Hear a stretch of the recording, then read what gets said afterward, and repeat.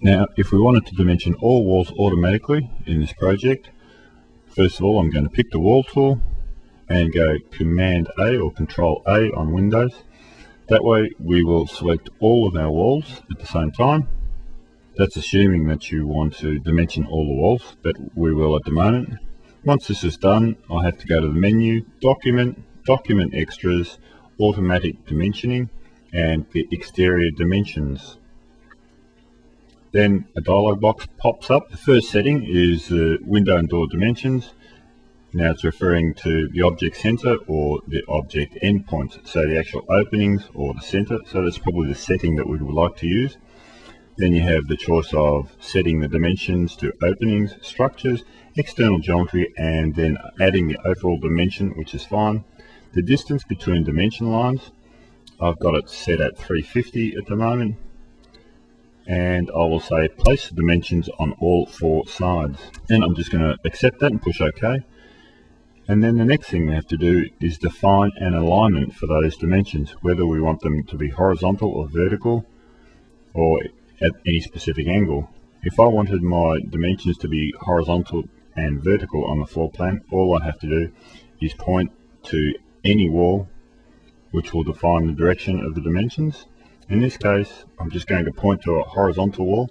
I could also point to a vertical wall, but that's irrelevant at this point. As long as we see the Mercedes cursor and I click once and then move my mouse, and then I have the hammer tool which will define where the first innermost dimension position go here, and that information is actually shown down here. So I'm just going to pick a point somewhere around here and click once, and then the entire building is dimensioned. Automatic dimensioning is actually quite handy because in most of the cases it will place more dimensions than is actually required. So then it's just a matter of going around and cleaning up and deleting some of the dimensions that may be redundant, for example, but it's still faster than doing it all manually. Now I'll get back to our wall here at 45 degrees, and we're just going to have a look at the fact that these dimensions here obviously read the dimension of this wall as projected onto a horizontal line, and they're probably not that important. So by selecting the actual intersection point between the witness line and the dimension string, if I click on that, we can actually delete the node. And what I'm going to find here, what I'm starting to have here, is redundant information. I've got the 4243 dimension 3 times, which obviously can lead to confusion. So if I wanted to get rid of the repetition here, if I click anywhere on a dimension line and I hit delete, I'll be deleting the entire string, which is not what we want. If I pick a point, then I'm merging to the adjacent dimension.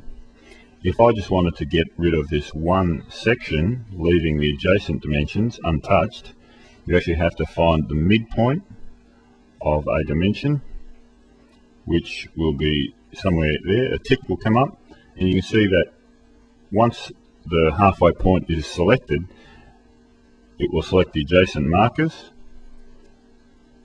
Then only this dimension is selected, and we push delete, and then only that one will be deleted. So I'm also going to delete this one, and now the dimensioning's getting a little bit safer. Automatic dimensioning can also be applied to just a single wall or just a few walls, and I'll just dimension this wall here automatically. So I'm going to pick the external wall and that one internal wall, go to Document, Document Extras, Automatic Dimensioning, Exterior Dimensions, and this time I'm going to say do not place dimensions on all 4 sides. I just want one string of dimensions. I'm going to push OK, and I need to line it up with this wall, which is at 45 degrees, so I'm just going to point to the edge of this wall, wait for the Mercedes cursor, and move my mouse out with the hammer icon, and then I'm just going to place this right here, and we have automatically dimensioned all the walls at an angle and placed them along that plane. In this particular case, I'd probably want to have a look at what's happening here at the corner, because that dimension 83 is actually a dimension this point here and the other corner of the wall, so it's completely irrelevant. So I'm going to pick the point that I don't want and delete it. With the last dimension here, the overall dimension is obviously incorrect as well, so it's pointing to the point inside the wall. So I'm just going to use the Mercedes cursor and use the pet palette to select this node here, and then deselect it, and then reselect the last node and delete it. And once again, we've ended up with a couple of redundant dimensions, so I'm just going to delete this last one anyway. The same thing also applies to the interior of a building. You could be placing the dimension at any alignment that you wanted using the compass. And I'm just going to place a section of an old movie for the interior dimensions, because the methodology in that is the same as the last version. So I'm going to place that at the end of this movie.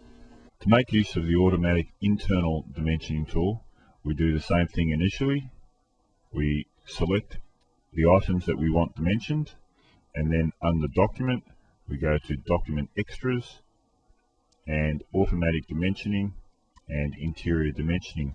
When I select that, this palette comes up, and we can once again dimension object center or object endpoints.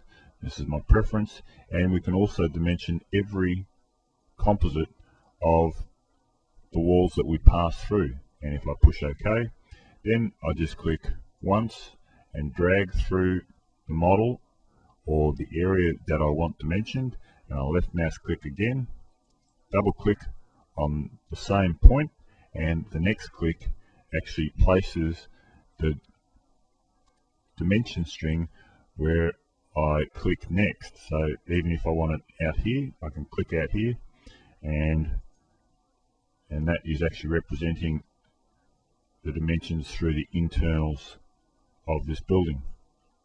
So I can actually grab that and go Apple or Control D, put it back there if I want to, and that's exactly what we dimensioned. So that's the internal automatic dimensioning tool, and that also works in any direction. So I'll just do it quickly. Document, document extras, interior dimensioning, OK, and I'm just going to drag through this way and put that out there.